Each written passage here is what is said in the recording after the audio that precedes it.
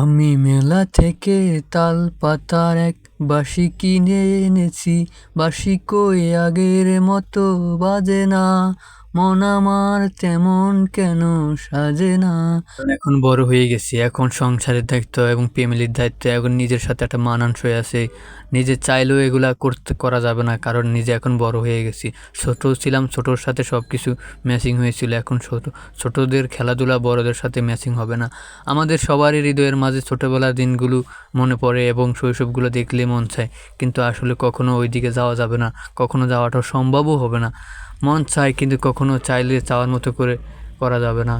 বড় হয়ে গেছি এখন আমরা, আমাদের টাকা, আমাদের সুখ শান্তি এগুলোর পিছনে আমরা ছুটে গেছি, আর এগুলো আমরা এখন বাস্তবায়ন করতে হবে। যতই মনে পড়ুক না কেন, ছোটোবেলার সিনগুলা ভোলা যাবে না, আর চাইলেও ওই ছোটোবেলার মতো করে খেলাধুলা যাবে না। ছোটোবেলার বন্ধুদের এখন নিয়েও একাত্তর করে কখনো দুইটা কথা বলা যাবে না, কারণ তারা কখনো 2 মিনিট সময় দেওয়ার নিয়েও আসতে পারবে না। আর দুজন বন্ধু এখন একাত্র সবার সাথে সময়ও দিতে পারবে না, আর একাত্র হওয়া যাবে না।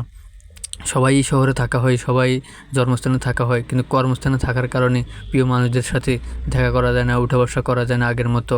কারণ দায়িত্ব ছিল না তখন, তখন কোনো কথাই ছিল না, তেমন কোনো প্রেশান ছিল না।